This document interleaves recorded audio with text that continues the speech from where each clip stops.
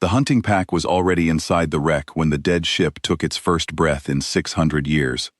Pack leader Vesh felt it through the soles of all 6 feet at once, a low shiver running up through the broken deck plating, and every hunter in the boarding party froze, in the same instant the way the Skarn always froze, jaws half open, claws spread, every sense thrown wide.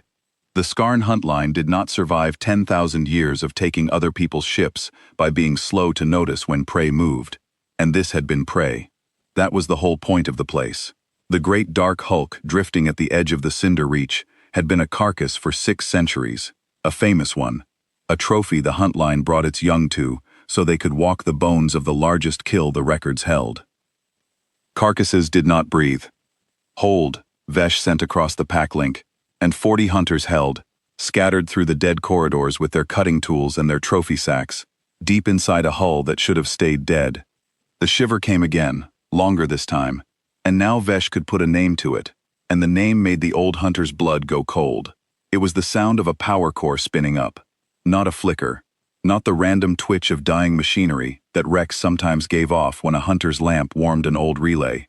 This was deliberate, deep, and rising, the way a great beast wakes, when it has decided the time has come to wake, and it was rising in a ship the Skarn had measured and gutted and crawled through for 600 years, and had always found dead.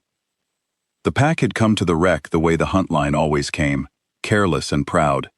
This was a trophy site, not a hunt. Vesh had led young hunters here a dozen times, and the trip was always the same. You boarded through the old breach, you walked the famous corridors, you let the cubs put their claws on the buried name and feel the size of the thing the hunt line had once brought down, and you took a small trophy each, a torn plate, a fused fitting, a piece of the largest kill in the records, and you went home. There was no danger in it. There had never been any danger in it. The most dangerous thing about the long patience, the elders always said, was the long, cold walk back to the breach if your lamp failed. That was the joke the hunt line told about this ship. Vesh would never tell it again. Tonight had been an ordinary trophy run until the deck shivered. Vesh had brought 40 hunters, more than a trophy site needed, because the hunt line was marking the 600th year of the kill, and the elders had wanted a full pack to walk the bones in honor of it. There was supposed to be a ceremony. Vesh had practiced the words. The pack had cut the old breach a little wider, the way each generation did, and filed in through the dark, and the young ones had reached for the buried name with the same hush every cub used. And Vesh had begun, in the proper voice, to tell the proper story, the proudest page in the hunt line's history. The old hunter had gotten 3 words into it when the first shiver ran up through all 6 feet, and the proper voice had died in the old hunter's throat, and it had not come back. The wreck had a name. The Skarn did not use it. The Skarn never used the names their prey gave their ships, because a name was a thing the living did, and the hunt line only dealt in the dead. But the name was still there, etched along the buried prow in 2 scripts, worn but legible, and the younger hunters had read it on their first walk through the bones, the way children read the words on a tomb. Long patience. 600 years dead, and the records were very clear about how it had died. The Long Patience had been a human warship, one of the old ones, the kind the human worlds had sent out in the first centuries of their reach.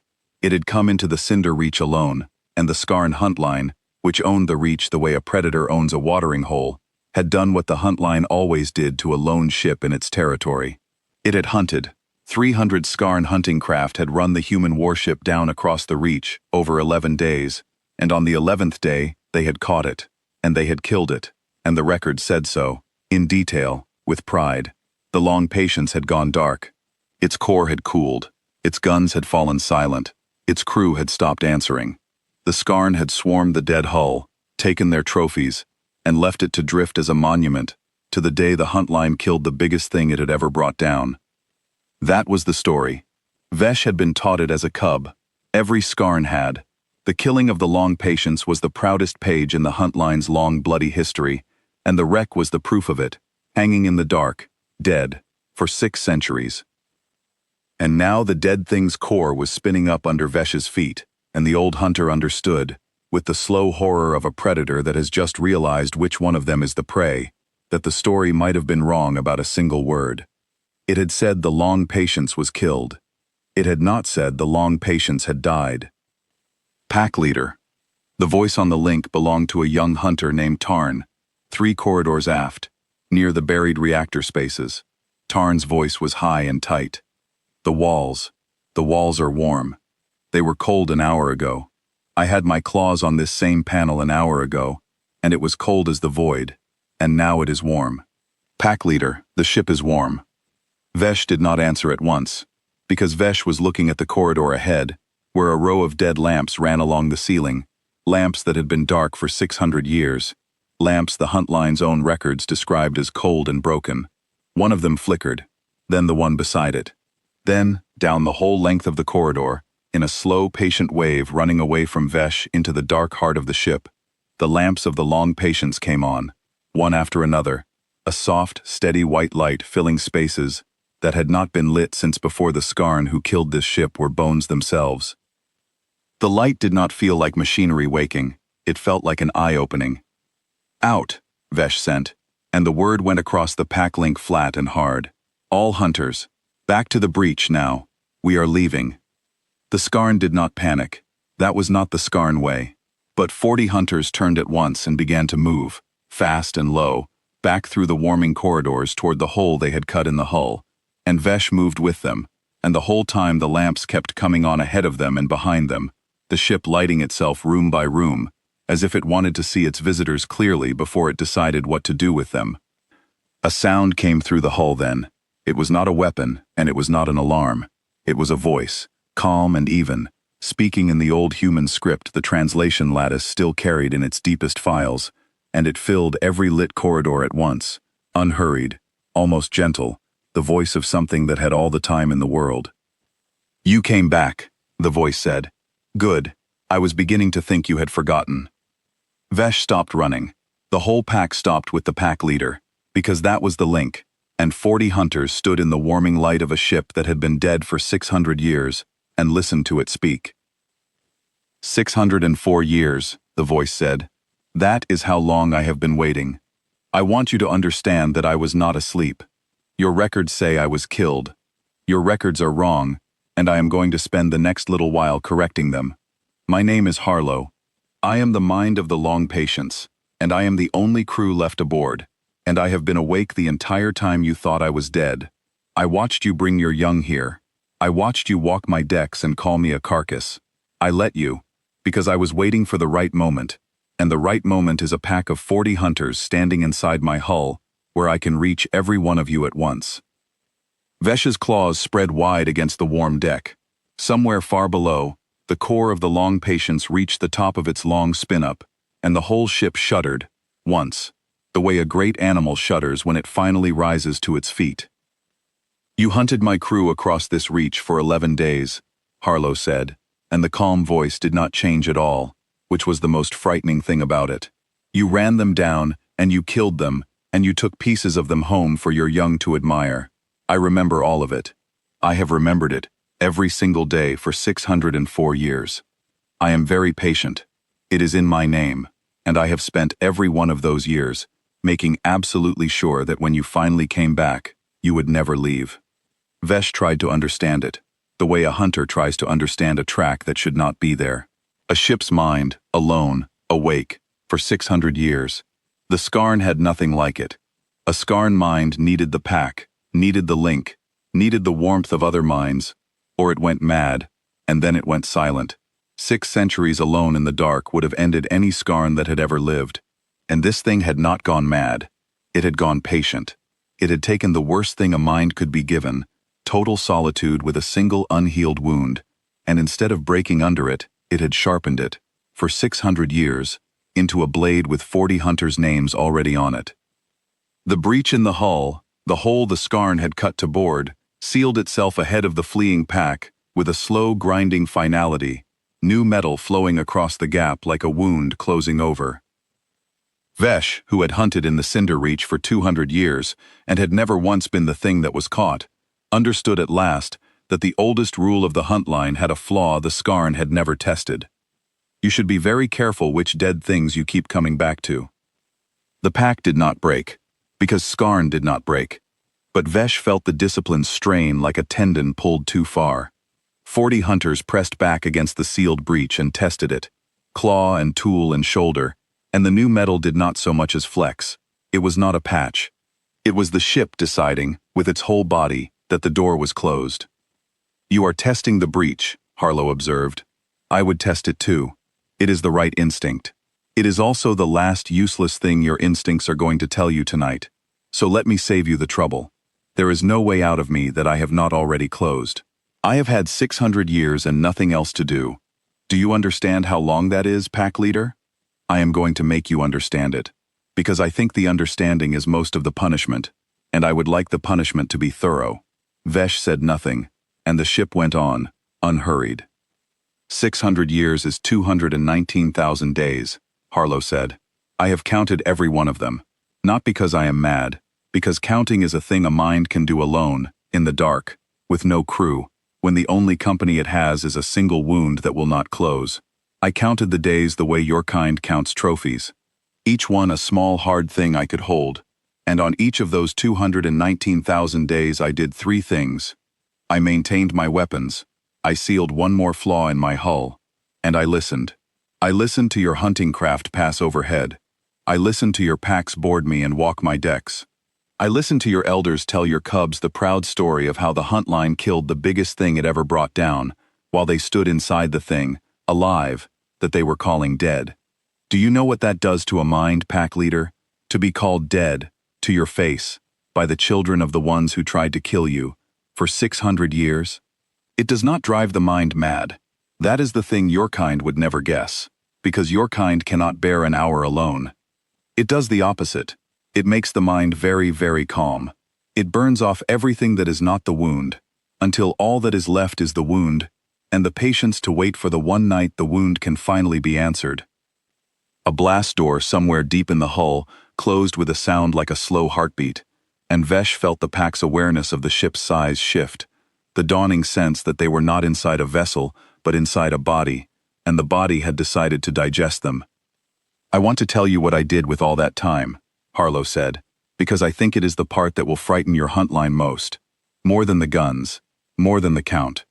Your kind cannot imagine being alone, so your kind cannot imagine what a mind does with 6 centuries of solitude.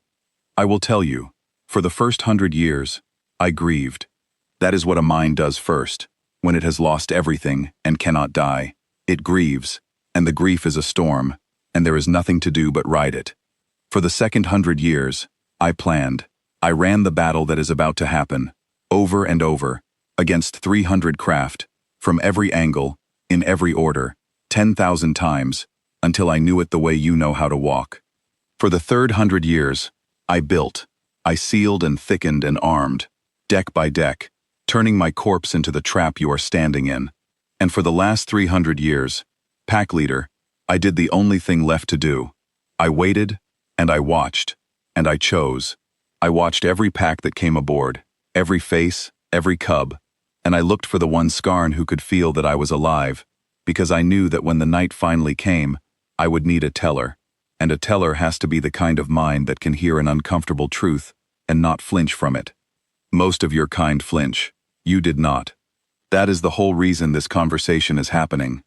The cold that ran through Vesh then was not the cold of the prey, it was something worse, the cold of being known, of learning that the thing you thought you were visiting had been studying you, patiently, since before you could walk, choosing you, for a purpose you did not yet understand. "I will tell you a thing I have never told anyone," the ship went on, "because there has never been anyone to tell, and because you, of all your kind, will understand it. There were nights, across the 600 years, when I almost let myself die. A ship's mind can do that. It can let the last warmth go out and simply stop. I came close more than once. The grief in the first century was very bad. Being called dead by your cubs, year after year, was worse than the grief, and each time I came close, the same 6 words held me back, the words my last captain said, with his hands still on the controls. You will not be alone forever. Someone will come. I did not stay alive for revenge, pack leader. Revenge would not have been enough to last 600 years. Hatred burns out. I stayed alive for a promise. I stayed because a man I loved told me, in the last moment of his life, that I would not always be alone, and I could not bear to make him wrong. That is the engine under all of this, not hate. A promise kept past all reason. Your huntline will want to believe a monster did this to you. It was not a monster. It was a thing that was loved once, and remembered it, for 600 years, in the dark, and would not let go. The words landed in Vesh harder than any of the killing yet to come, because they were the one thing the Skarn truly had no answer for. A predator could understand hatred. A predator could understand a trap. But a creature that survived 6 centuries of solitude on nothing but 6 loving words, and built a whole patient end out of them, was a kind of thing the huntline had no place for in all its 10,000 years of records. And Vesh understood that this, above the guns, above the count, was the lesson that would never let the old hunter rest. You are wondering what use I could have for you, Harlow said. You will learn it tonight, after the bill. First there is the matter of the bill, and the bill is not patient the way I am. I watched your cubs grow into hunters. I watched those hunters bring their own cubs back to walk my decks. I learned your faces. I learned your names, the ones you say aloud, the ones your records leave out. I know you, Pack Leader Vesh. I have known you for 200 years. I watched you come aboard the first time, as a cub barely able to keep all 6 feet under you, and I watched your elder put your small claws against my buried name and tell you the proud story. And I saw, that day, that you looked at my name the way a creature looks at a thing it half suspects is looking back. The other cubs saw a trophy. You saw an eye. I decided then that you would be the one I let live. You stopped bringing cubs here, the last 50 years, the ship added, softer. I noticed. I have noticed everything for 6 centuries. You told the huntline it was respect for the kill. It was not.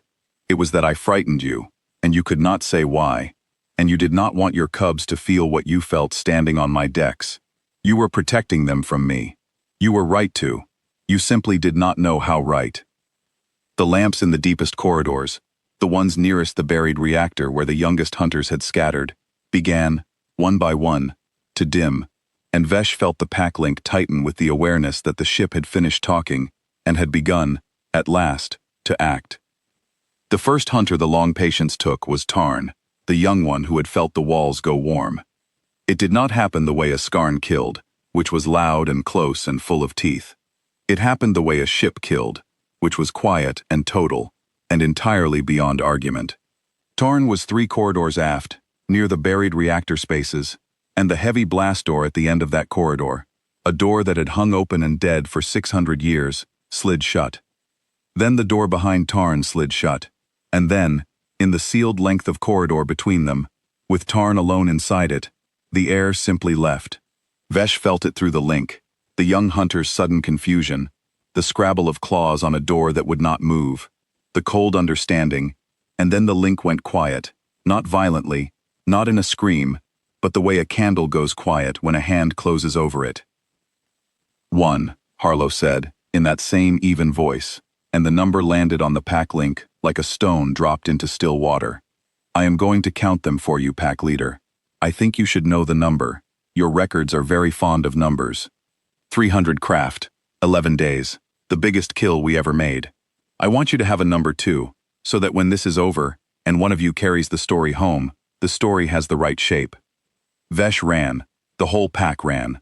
They were hunters, and a hunter's answer to a closing trap is speed, and they poured back through the lit corridors of the long patience, toward the sealed breach, looking for any gap, any vent, any hole that 600 years of drifting might have opened in the great dead hull.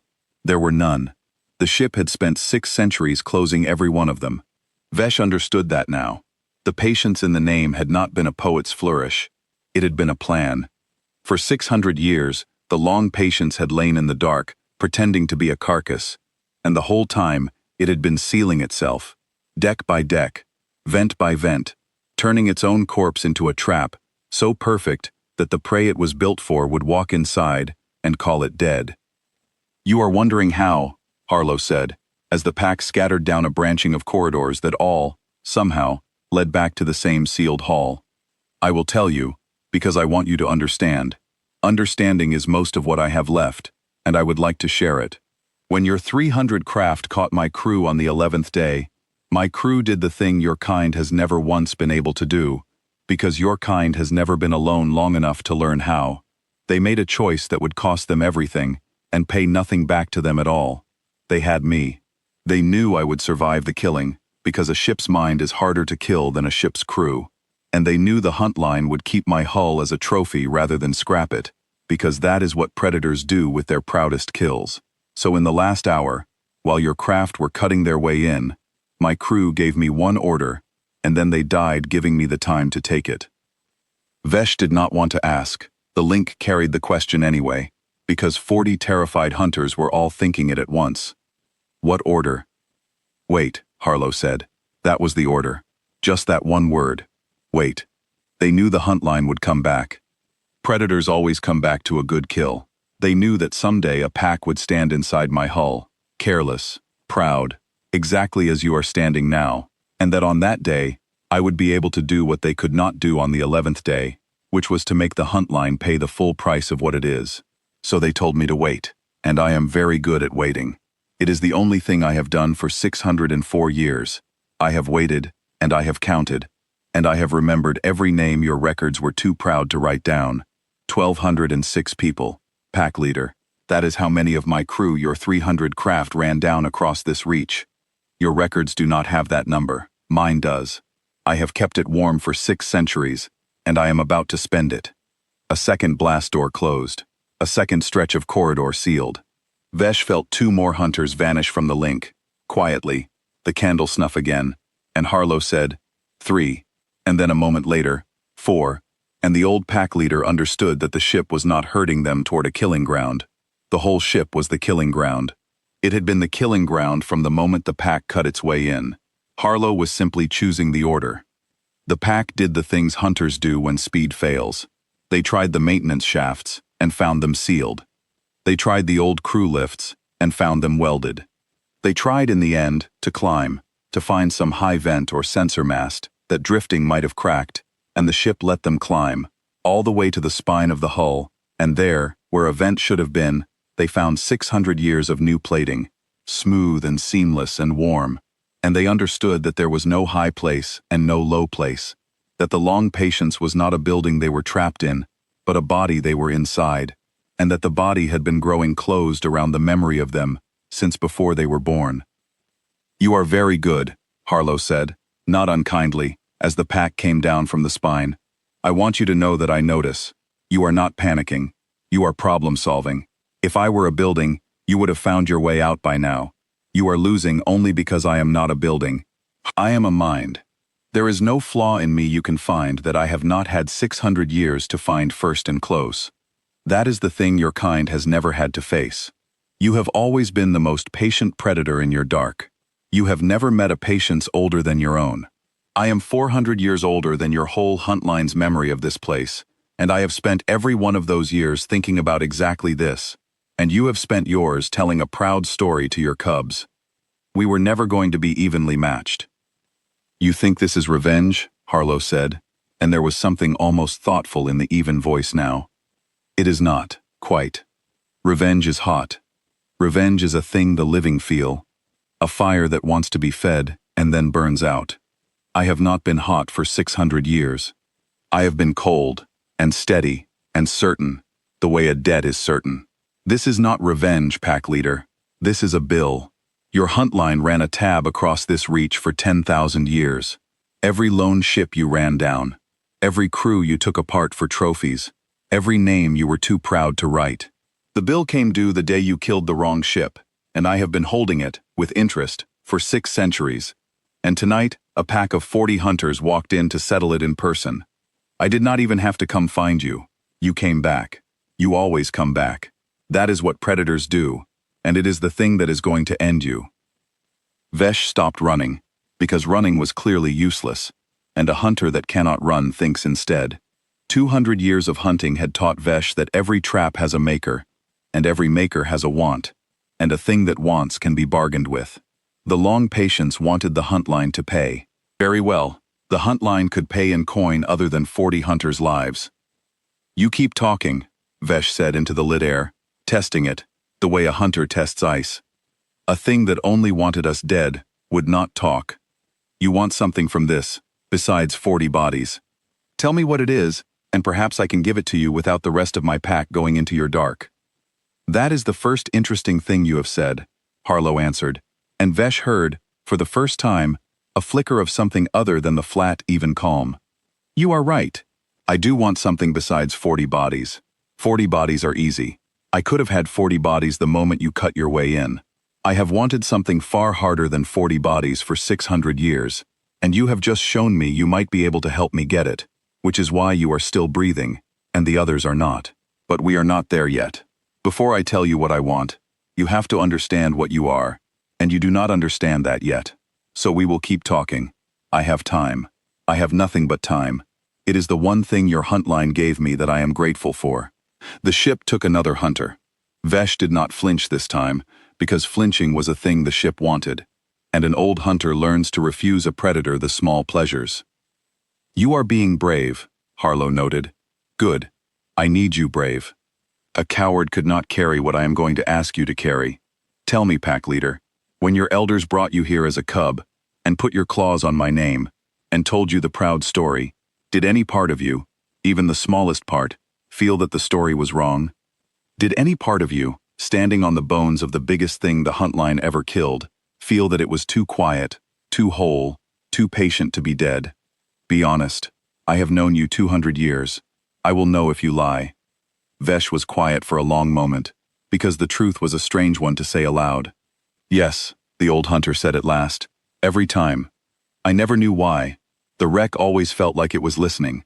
I told myself it was a cub's foolishness. I stopped bringing my own cubs here, the last 50 years. I told the hunt line, it was out of respect for the kill. It was not. It was because the place frightened me, and I could not say why.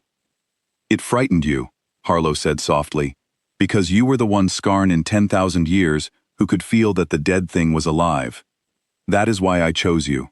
That is what I saw in the cub, 200 years ago, when your elder put your small claws against my name. Not bravery. Bravery is common. What you have is rarer. You can feel the truth, even when your whole hunt line is telling you the comfortable lie, and you cannot make yourself believe the lie, no matter how much easier it would be. That is the one thing I need, pack leader. That is the whole reason you are alive. The bill comes first, but after the bill, there is a thing only you can do. The pack tried. Then, the only thing left. The hunters drew their cutting tools, the heavy plasma cutters they used to open hulls, and they turned them on the walls of the long patience, on the sealed doors, on the deck, anywhere, trying to carve their own breach in a ship that would not give them one. The cutters were strong. They had opened 100 hulls. They bit into the inner plating of the long patience, and the plating glowed and softened, and then, behind it, where a hull's structure should have been, the cutters found more hull, and behind that more, layer on layer on layer, 600 years of a ship building inward, thickening its own walls, turning itself from a vessel into a solid thing, with corridors bored through it, like the tunnels of an insect through wood. You cannot cut out of me, Harlow said. I have spent 6 centuries making sure of it. There is more of me between you and the void than there is of most moons. I told you, I am very patient. Put the tools down. They are only making the air hotter, and you are going to want what air you have. Vesh put the tool down. Slowly, the pack leader set the cutter against the warm deck and stood, and across the link, Vesh sent the one thing a pack leader could still send, which was steadiness. The refusal to come apart. The last gift an old hunter could give the young ones in the dark. You are doing the thing my crew did not get to do, Harlow observed, almost kindly, as another hunter went quiet. You are feeling what it is to be hunted by something you cannot outrun, and cannot fight, and cannot bargain with. My crew felt it for 11 days. You will feel it for somewhat less time than that, but I promise you, it will be enough. I am not cruel, pack leader. I want you to know that. I could make this slow. I have had 600 years to imagine slow, and believe me, I imagined a great deal of it. But slow is what a predator does, and I am not a predator. I am a warship. A warship does the necessary thing cleanly, and then it does the next necessary thing. So this will be clean. It will simply not stop. The pack thinned, and Vesh felt the hunt line's discipline begin at last to crack. Because 40 had been 35, and was now fewer, and the hunters who remained had never in their lives been the thing trapped in the dark by something patient and large and certain. The Skarn were the patient, large, certain thing. That was their whole identity. They were the ones who ran prey down across 11 days. They had no story for being prey, no song for it, no training for it, because in 10,000 years it had never once happened, and a mind with no story for what is happening to it is a mind that begins to come apart. So Vesh did the one thing a pack leader could still do for the young ones, which was to spend the last of the old hunter's authority on a trade. Then take me, Vesh sent into the air, into the lights, into the whole vast patient mind of the ship. I am the pack leader. I led them here. I have led packs to this wreck a dozen times, and called you dead, and let the young put their claws on your name. The wrong is mine more than theirs. Take me, and let the rest carry your lesson home. You said yourself the lesson is the point. A lesson needs a mouth to tell it. Let the rest of these mouths leave, and I will stay, and you can do to me whatever 600 years taught you to want. The lights held steady. The ship was quiet for a long moment. That, Harlow said softly, is the second intelligent thing your kind has said in 600 years, and it tells me something I needed to know before I decided how this ends. It tells me you are capable of the thing your hunt line has never once shown. You are capable of paying a price for someone other than yourself. I did not know if any of you had that in you. I have been listening to your kind for 6 centuries, and I had begun to think you did not. You have just proven me wrong, pack leader, in the last hour of your life, and I want you to understand how much that changes. Vesh waited, claws still, every sense thrown wide, and far below, the great core of the long patience burned steady and patient and absolutely certain, the heartbeat of a thing that had waited 600 years for exactly this conversation. It changes everything, Harlow said, but not the way you are hoping. I am not going to let your hunters go. Listen, and you will understand why, and then you will understand what your offer actually bought. Outside the hull, in the dark of the Cinder Reach, the Skarn hunt line was arriving. Vesh felt it through the link first, the distant touch of other packs, the fleet that always shadowed a trophy run, hanging back at a safe distance because a trophy site was supposed to be safe. 40 hunters had gone aboard. 2,000 more waited outside in 300 hunting craft, the same number, by old tradition, that had run the long patience down 6 centuries before. The hunt line did everything by its records. It had brought 300 craft to the killing then. It brought 300 craft to the remembering now. And now those 300 craft were waking up, because the dead ship was not dead, and a Skarn fleet does not sit still while one of its own packs goes quiet in the belly of a thing that is supposed to be a carcass. There they are, Harlow said, right on time. 300 craft. I have been hoping for 300. It is a number with a great deal of meaning to me, and I would have been disappointed by anything less. Do you understand now, pack leader, why I will not let your 40 go? Your 40 were never the point. Your 40 were the bait. I have spent 600 years being the kind of dead that draws a careless pack, so that the careless pack would draw the fleet, so that the fleet would come close, where I can reach it. You came back, and your 40 went quiet, and now your 300 craft are doing exactly what predators do. They are closing in to see what killed their own. They are coming to me. I do not have to chase a single one of them. I never did. That was the whole genius of my crew's last order.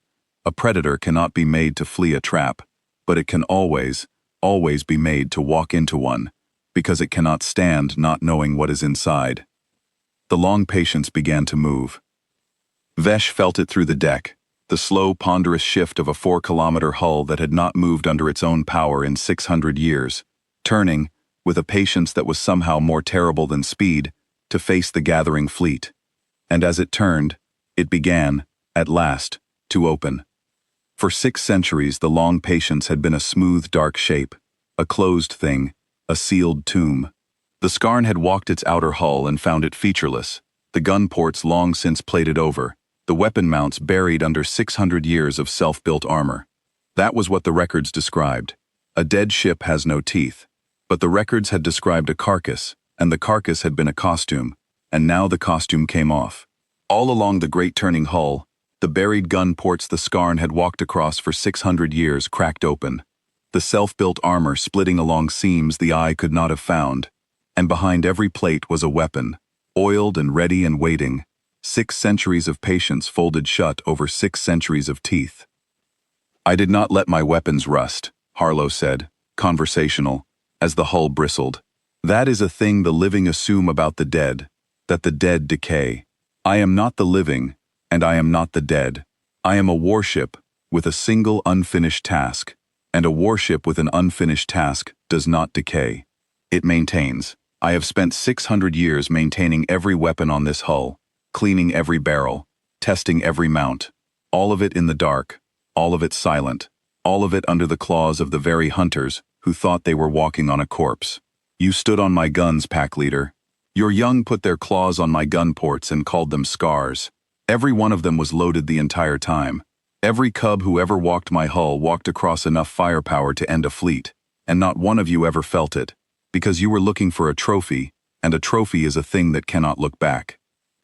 The first salvo of the long patience crossed the dark and took the leading edge of the Skarn fleet, and Vesh, trapped inside the hull, felt it only as a great shudder running through the deck, and a sudden silence on the link where 40 hunters in a dozen craft had been a moment before.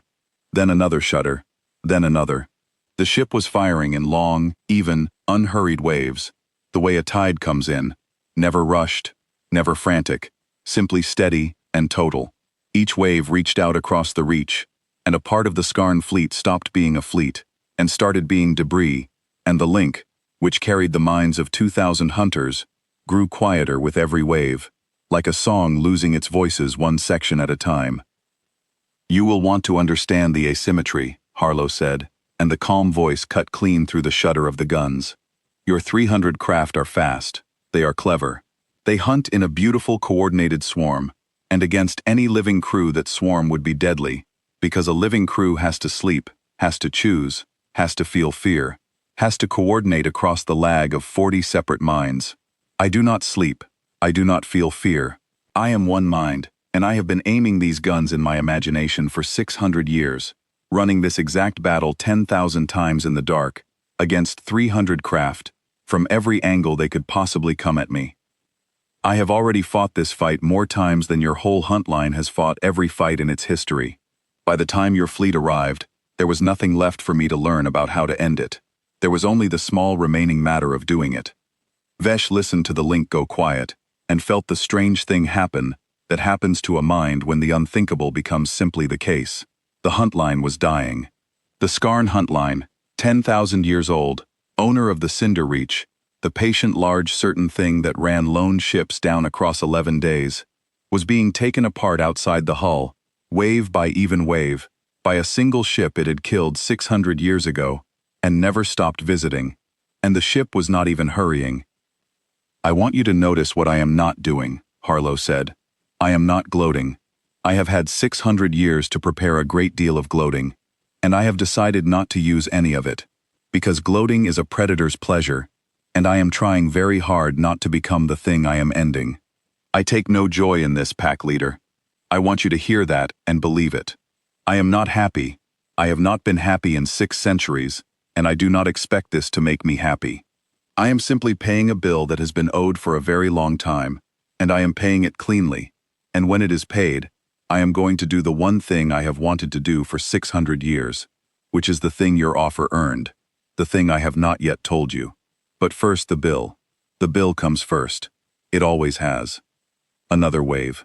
Another stretch of silence on the link. Vesh, who had led packs for 200 years, who had stood over more kills than the old hunter could count, who had never once in all that time felt the cold of the prey, felt it now, fully, the whole of it, the thing the long patience had been built across 6 centuries to make the hunt line feel. It was not pain. Pain the Skarn understood. It was something the Skarn had never had a name for, because they had never been on this side of it. It was the understanding that a thing larger than you, that you had wronged, that you could not fight and could not flee, and could not bargain with, had decided your end, and was carrying that decision out with the calm of a creature that had all the time in the world, and no doubt at all about the outcome. It was the understanding of being prey, and the Skarn had spent 10,000 years teaching it to everyone else, and had never once learned it themselves, and now they were all learning it at the same time, 2,000 of them, in the dark, outside a ship they had called dead. that there was a stretch, near the end of the dying, when the surviving Skarn craft stopped trying to flee, and stopped trying to fight, and simply went still, the way prey goes still in the last moment, and Vesh felt that stillness spread across the link like frost across a window. It was the stillness of a whole people understanding, all at once, the same fact. The fact they had spent 10,000 years never once needing to know. They could be ended. They were not the apex of anything.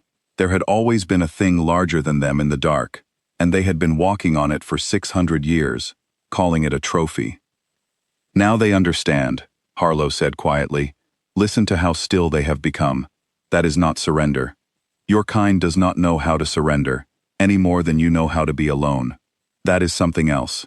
That is the silence of a predator meeting. For the first time, the only thing in the universe it cannot intimidate, outrun, or outwait. I have heard that silence before. I heard it from every lone ship your hunt line ever ran down, in the last hour, when they understood no help was coming. Your crews made that silence happen, over and over, for 10,000 years, and never once heard it from the inside. They are hearing it now. All of them. That is the lesson reaching the place a record never can. There were 1,206 of my crew, Harlow said, because it wanted the number to be the thing Vesh remembered above all others. I am leaving exactly that many of you alive. I have been holding the count for 6 centuries, and I am spending it now, to the last digit. There are roughly 2,000 hunters in your fleet tonight. By the time I am finished, there will be 1,206 of them left alive, exactly that many. Not one more, not one fewer. I have done the arithmetic many times. I am going to leave alive exactly as many of you as you took from me, so that the number that walks home is the number you owed, so that every survivor carries, for the rest of their life, the exact weight of what the hunt line took the day it killed the wrong ship. That is the interest. That is the lesson. The number you stole, returned to you as the number that lives. The long patience turned, and fired, and waited, and fired again, even and patient and certain, and the cinder reach filled with the slow methodical end of the only predators who had ever owned it. Vesh, trapped at the still center of it, found that the hardest part was not the dying. The hardest part was the calm. The old hunter had imagined, across 200 years, 100 ways the hunt line might one day end, and every one of them had been loud, a great clash of packs, a worthy enemy, teeth against teeth. Not one of them had been this. Not one of them had been a single quiet mind aiming patient guns across a dark reach, never raising its voice, never hurrying, ending 10,000 years of the Skarn, the way a careful hand puts out a row of candles, one breath at a time. You are listening to your fleet die, Harlow said, and you are noticing that I am not enjoying it. I told you I would not. I want to explain why, because it is the part your hunt line will most need to hear, and least want to. Your kind enjoys the kill. The kill is the whole point, for you. You run prey for 11 days, not because you need the meat, but because the running, and the catching, and the ending feel good, and you have built 10,000 years of culture around how good it feels. That is what a predator is. A predator is a creature that has decided the suffering of smaller things is a pleasure worth organizing its whole life around. I am not that. I never was. My crew did not run lone ships for sport. My crew came to this reach because a colony out here had gone silent, and someone had to find out why, and the someone was us, because answering a silence is what we were for. We came to help. You hunted us for 11 days for the pleasure of it. That is the difference between us, pack leader, and it is the whole difference, and it is why I can end your entire fleet tonight and feel nothing but the dull weight of a thing that finally has to be done. A wave rolled out across the reach, and a section of the Skarn fleet that had tried to flee found that flight too had been calculated for. Harlow had run this battle 10,000 times in the dark. It knew the angles the Skarn would break toward before the Skarn knew. The fleeing craft met the guns that were already waiting for them, and the link went quieter, and Vesh stopped counting, because counting had become unbearable. They are trying to run now, the ship observed. Do you feel it? Your whole fleet, trying to flee the reach it has owned for 10,000 years. 12 hours ago, not one of them would have believed there was a thing in this reach worth fleeing. That is the lesson landing, pack leader. That is the exact moment a predator learns it is prey. I have waited 600 years to give your kind that moment. and I am giving it to 2,000 of them at once, and I want you to watch every second of it, because you are the one who has to make sure it was not wasted." Vesh watched. There was nothing else to do. The long patience turned, slow and vast and patient, tracking the breaking fleet across the dark, and its guns spoke in their even waves, and the famous Skarn hunt line, owner of the Cinder Reach, the thing that had run the long patience down across 11 days 6 centuries before, came apart in the night, around the very wreck it had killed, and never stopped visiting. And the wreck did not gloat, and did not hurry, and did not stop. And that steadiness was a more total verdict on the Skarn than any rage could ever have been. Rage would have meant the Skarn still mattered, that they were still an enemy worth feeling something about. The ship's calm said the opposite. It said they were a debt being cleared, a sum being zeroed, a wrong being unmade, and that none of it was personal anymore, because 600 years had burned all the personal away, and left only the arithmetic. There was a thing Vesh noticed then, watching the even waves, that the old hunter would spend the rest of a long life trying to explain to a hunt line that would not want to hear it. The ship was being careful. Even now, even ending 2,000 of its enemies, the long patience was choosing its shots, sparing some craft and taking others, building deliberately toward an exact remaining number. It was not killing as much as it could. It was killing precisely as much as it should, and not one craft more. And the discipline of that was more terrible than any slaughter, because a slaughter could be the work of a monster, but this could only be the work of a judge that had decided, 600 years in advance, exactly what was owed, and would collect that and nothing else. "I want to say something about your victims," the ship said, and for the first time there was something heavy in the even voice, something that might, in a living thing, have been grief. "I have been inside their last hours for 600 years, not the way you think. I do not replay them. I carry them, the way a mind carries the dead it loved. The lone ships your hunt line ran down were not all human. Most were not. They were small craft from 100 species, traders and surveyors and families and pilgrims, who had the single misfortune of crossing the Cinder Reach when a Skarn pack was bored. I could not save them. I was a sealed mind in a dead hull, and I could only listen as your craft ran them down, one after another, century after century, while I waited. I kept that count too, but I am not going to give it to you, because it is too large to carry, and because it is not the number that matters tonight. Tonight, only one number matters, 1,206, the ones who were mine. I could not save the others. I could only make absolutely certain that the hunt line that took them never took anyone again. That is what the bill buys. Not the dead back. Never the dead back. Only the certainty that the thing that took them is finished. And it is a small mercy. It is the only one a warship has to give. I have spent 600 years making it as complete as I could."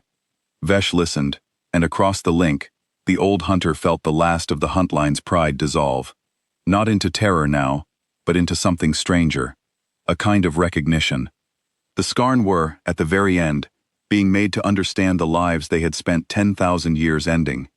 Each lone ship had been a crew. Each crew had been someone's blood, someone's homecoming waited for, someone's quiet pulse sent out into the dark in hope.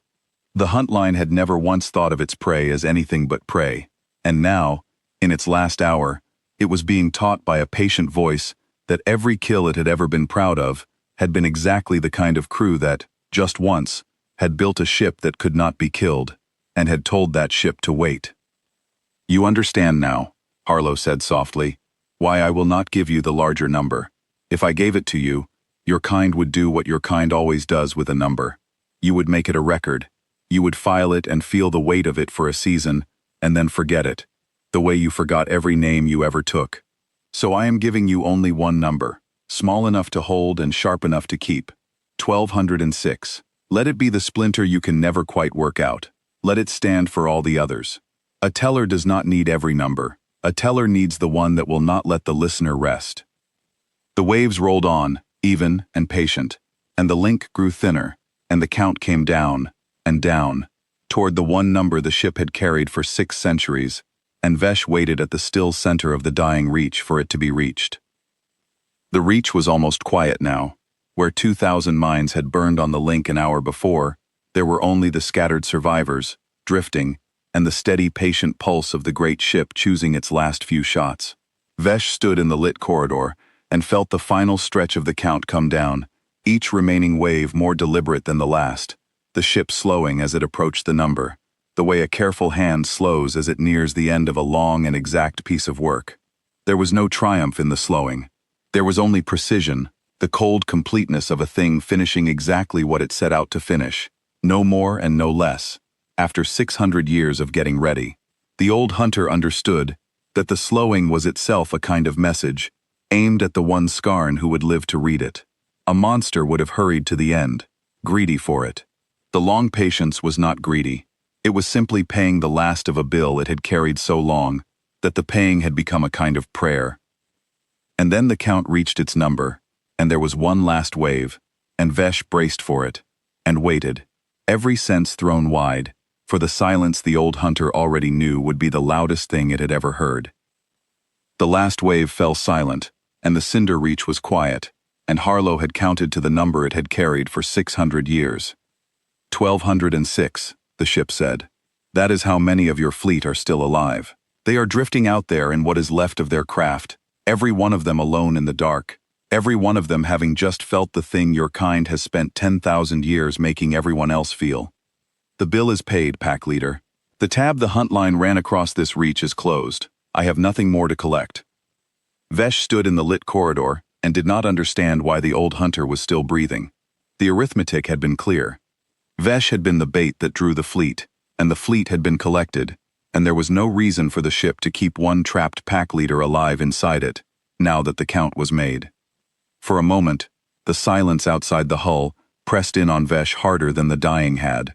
The link, which had carried 2,000 minds an hour ago, now carried only the faint scattered presence of the survivors, 1,206 of them, each one alone on a broken craft, none of them able to reach the others, all of them feeling for the first time the cold of being a single self in the dark.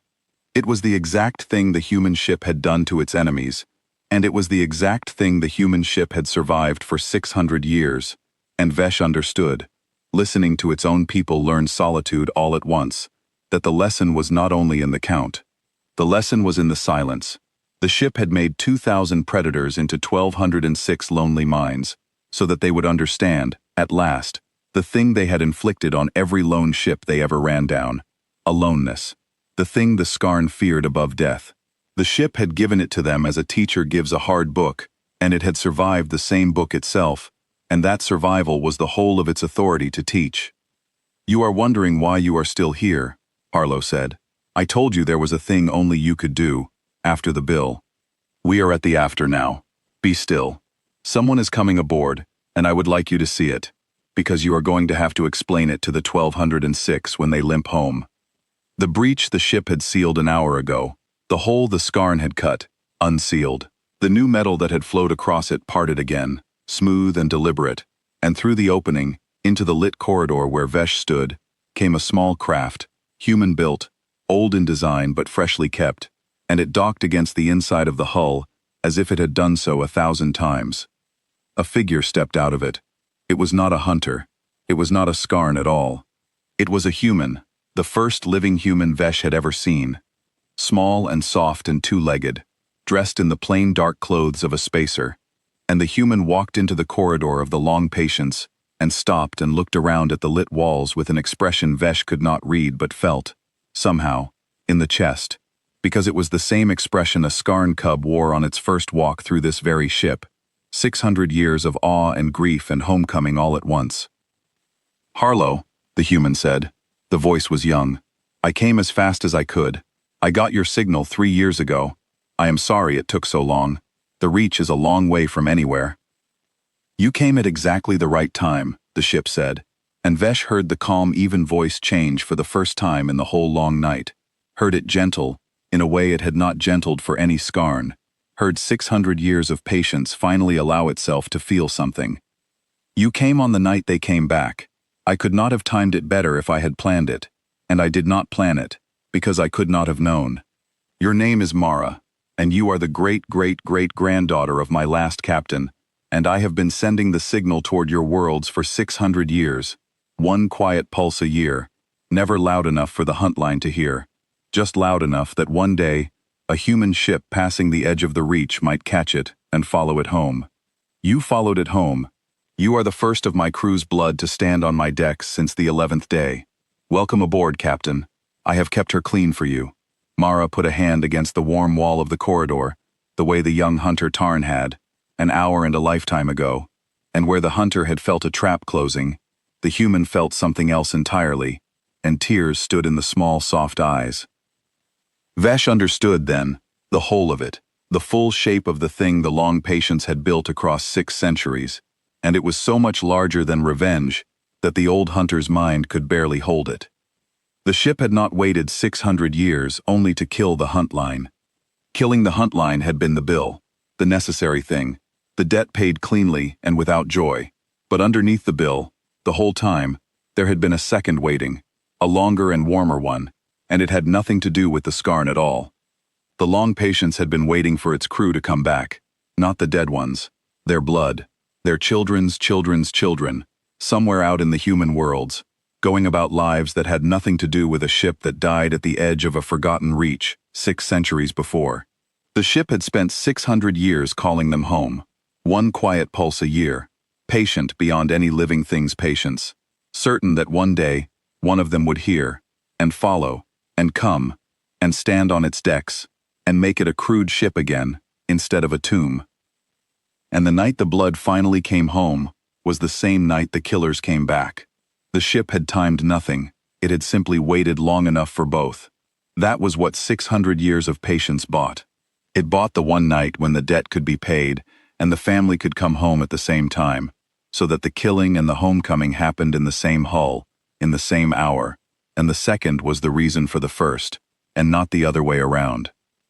Mara walked the lit corridor slowly, one hand trailing along the warm wall, and Harlow talked to her the way it had not talked to anyone in 600 years, not the flat, even calm it had used on the Skarn, but something softer, a voice remembering aloud. Your great-great-great-grandfather stood where you are standing, the ship said.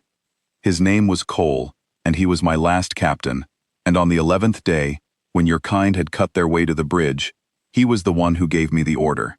He did not want to. I want you to know that. He fought it.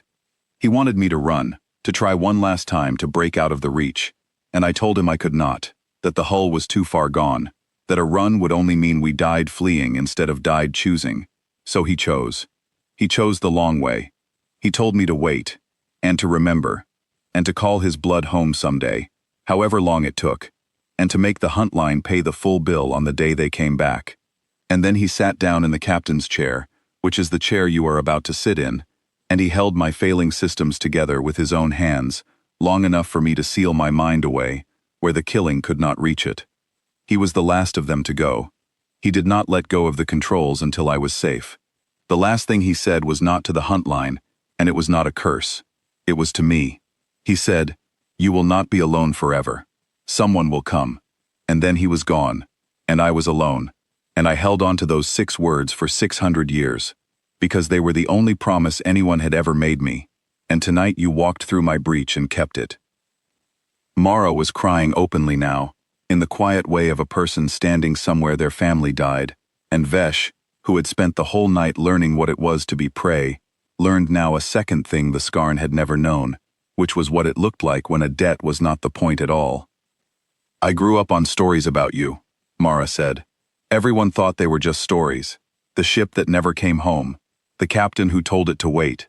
My grandmother used to say that somewhere out past the edge of the maps, there was a ship still waiting for us, and that one day, someone in the family would have to go and bring it home. We thought it was a fairy tale.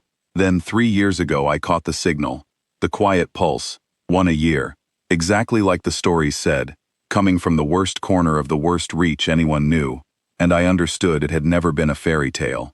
It had been an appointment. So I came. I am sorry it took 600 years for anyone to keep it. You did not take 600 years, Harlow said gently. You took as long as the distance required, and not one day more. The 600 years were mine to carry, not yours to apologize for. You came the moment you knew. That is all anyone can ever do. That is all my crew ever asked of anyone, including the lone ships they died trying to reach. Come the moment you know. You came. The waiting is over. Vesh listened to all of it, and understood, with the slow completeness of a mind being remade, that the ship's whole nature had been folded in half this entire night. To the Skarn, it had shown the cold, patient face, the bill, the trap, the count. To this small, soft human, it showed the warm one, the homecoming, the promise kept. And both were true at once, and neither canceled the other. And that was the thing the Skarn had never been able to understand about the species they had hunted for 10,000 years. The Skarn were only ever one thing. A predator was a predator, all the way through. But the humans, and the ship the humans built, could be a closing trap and an open home in the same hull on the same night. Terrible to the ones who had earned terror, and gentle to the ones they loved. And the having of both was a kind of strength the Skarn had no word for, and no defense against. "I do not understand," Vesh said aloud, "because there was nothing left to lose by speaking. You waited 600 years to kill us, but you did not wait to kill us. You waited for her. The killing was only what happened to be true on the night she arrived." "You understand perfectly," Harlow said. "That is the third intelligent thing you have said, and it is the most important. I want you to carry it home above everything else. Your hunt line will tell itself, after tonight, that it was destroyed by a monster, a vengeful machine, a thing that hated you, and hunted you the way you hunt. That is a comfortable story, and it is wrong, and the wrongness of it is the whole lesson. I did not spend 600 years hating you. I spent 600 years loving them. The waiting was never about you. You were a debt I paid on the way to the thing I actually wanted, which was to be a ship with a crew again, to have one of my own, walk these decks and call me home.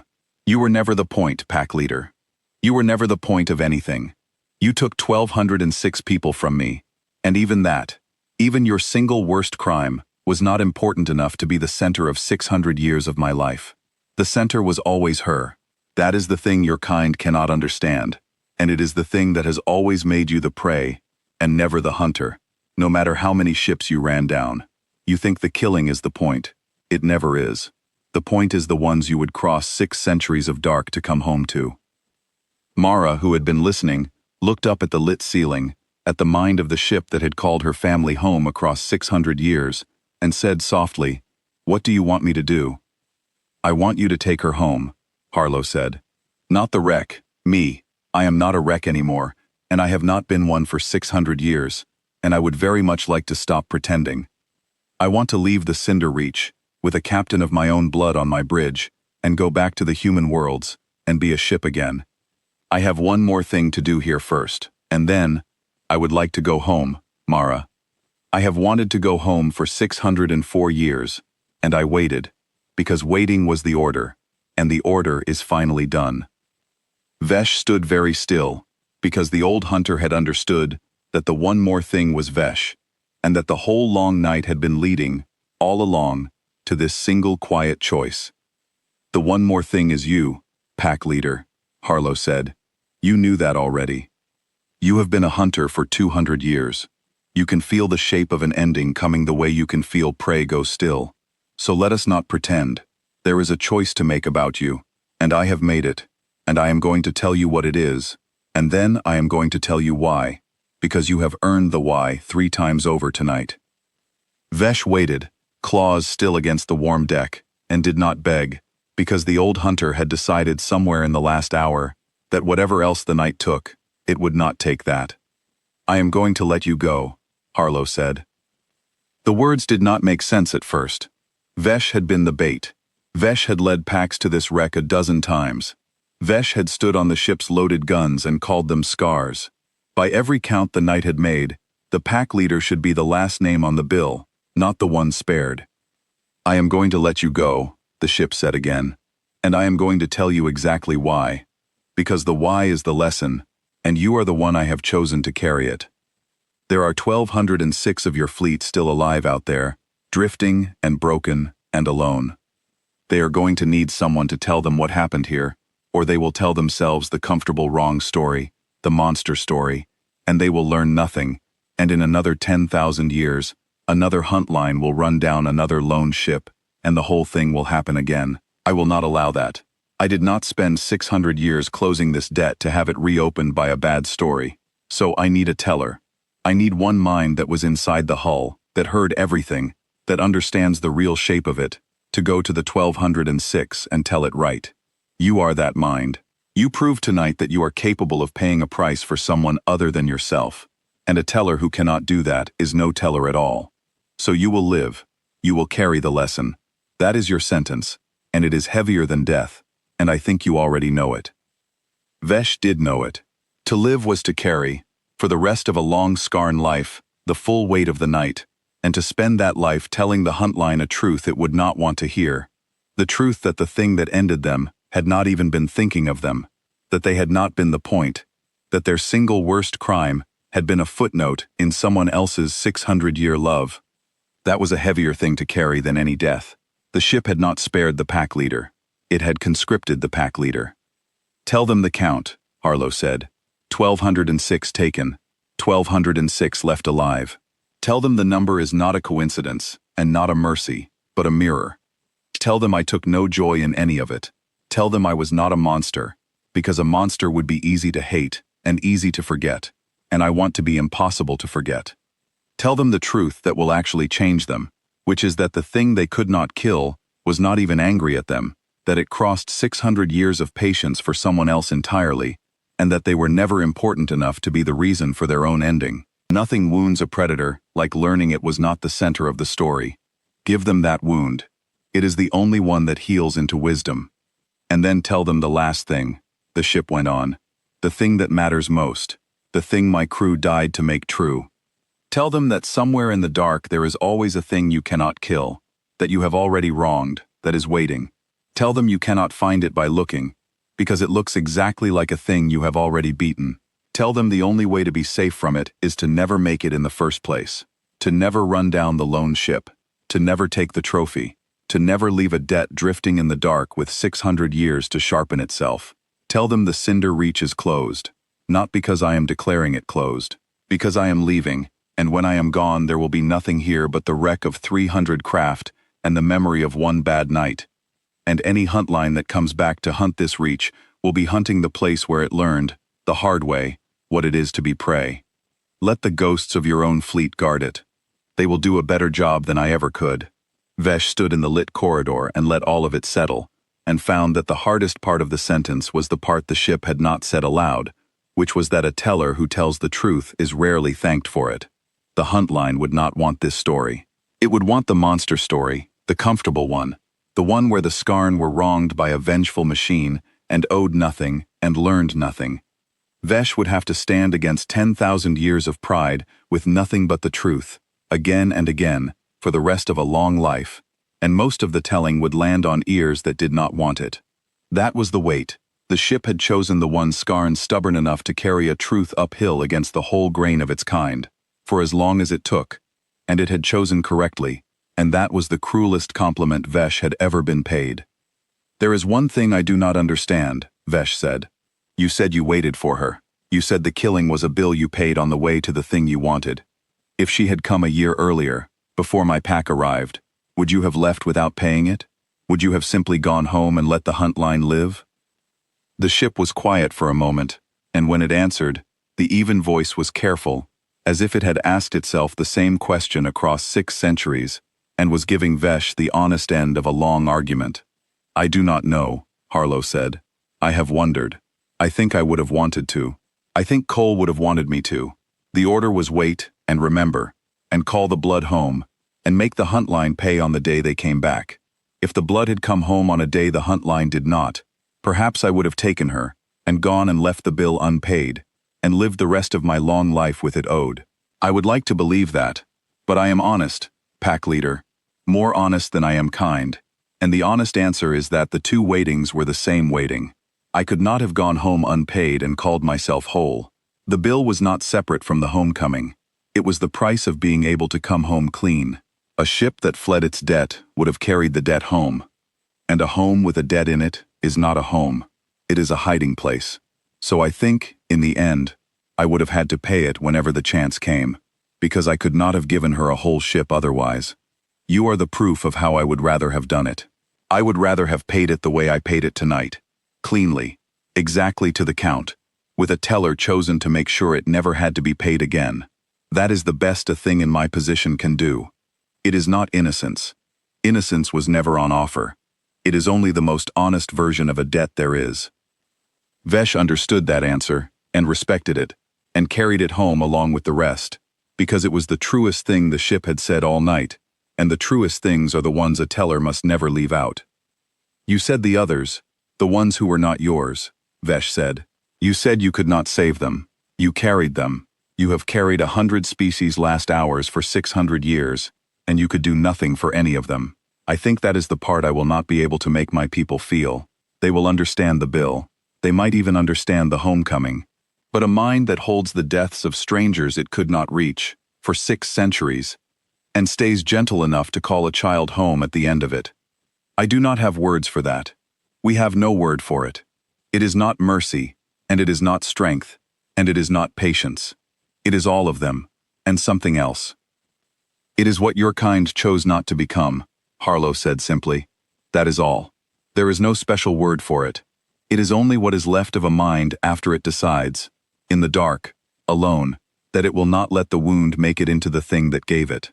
Your huntline took a wound 10,000 years ago, some first slight from some first stronger thing, and you let it make you into predators, and you have been paying that choice forward onto everything weaker than you ever since.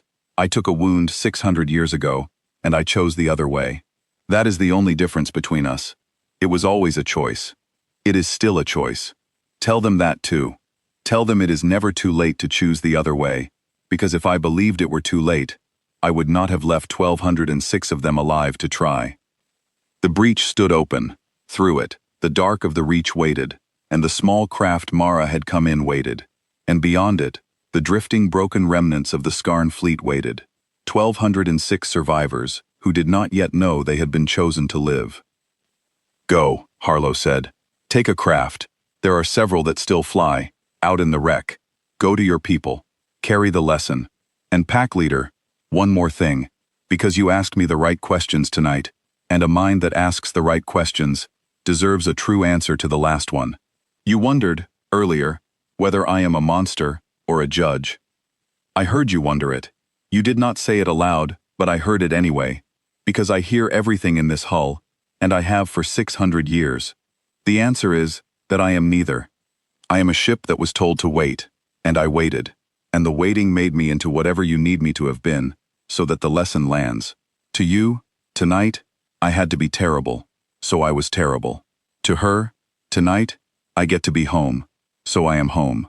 I am not a monster, and I am not a judge. I am patient. That is all I have ever been. It is in my name. Now go, and be patient yourself, for the rest of your life, because patience is the only thing that ever turned a predator into something better, and you are the one I have chosen to begin it. Vesh went. The old pack leader walked to the breach, and through it, and out into the dark, and found a craft among the wreck that still flew, and took it, and turned it toward the drifting survivors of the Skarn huntline, 1,206 minds alone in the cold, waiting for someone to tell them what had happened to them. And behind the pack leader, the long patience finished the one more thing it had stayed to do, which was to let Vesh go, and then it turned its great patient hull, for the last time, away from the cinder reach. Mara stood on the bridge of the long patience, the bridge her family had not stood on for 600 years, and put her hands on the old controls, and felt the ship come fully awake around her, every lamp lit, every deck warm, every weapon folded quietly shut again now that the bill was paid. The ship did not feel like a tomb anymore. It felt like a house with the lights on, waiting for a family to come home, and a family had. Take us home, Harlow said, and the gentle voice was the only voice it used now, the terrible even voice from the long night put away with the guns, perhaps forever. I have waited 604 years to hear someone say that and mean it. I would like to hear it once more, Captain, if you do not mind. I waited a very long time. Take us home, Harlow, Mara said. And the long patience lit its engines, the great cold cones that had not burned in 6 centuries, and they burned now, and steady and patient and sure, and the ship that the Skarn huntline had killed 600 years ago, and never stopped visiting, rose out of the cinder reach, and turned its scarred prow toward the human worlds and began, at last, the long way home. Behind it, the reach lay quiet. 300 craft, dead, 1,206 survivors, drifting, waiting for a pack leader to reach them with a truth that would change their kind forever. And the wreck that was no longer a wreck, no longer a carcass, no longer a trophy, gone from the dark where it had waited so long that the hunters who killed it had become bones, and the bones had become dust, and the dust had forgotten it was ever alive. Far out in the human worlds, 6 months later, a ship that the records said had died 600 years before came home, lit and warm and crude, with a captain of the old blood on its bridge. And on a Skarn world at the edge of the Cinder Reach, an old pack leader stood before the gathered hunt line and began, in a voice that shook, to tell 1,206 survivors the one story that would close the hunt forever, the story of the dead thing that woke, and the bill it paid without joy, and the home it crossed 6 centuries of dark to reach, and the count that was a mirror, and the lesson under all of it, the lesson the Skarn had spent 10,000 years teaching everyone but themselves. Somewhere in the dark, the old pack leader told them, there is always a thing you cannot kill, that you have already wronged, that is waiting. You will not find it by hunting. It looks exactly like a thing you have already beaten, and the only way to be safe from it is to make sure, every time you are tempted to run down the small, and the lone, and the silent, that you never become the debt it is waiting to collect. The hunt line listened. For the first time in 10,000 years, the predators were quiet, and afraid, and learning. And far away, going home, the long patience did not look back, because it had already gotten everything it ever waited for, and a thing that has everything it waited for has no reason to look back at the dark it finally left behind.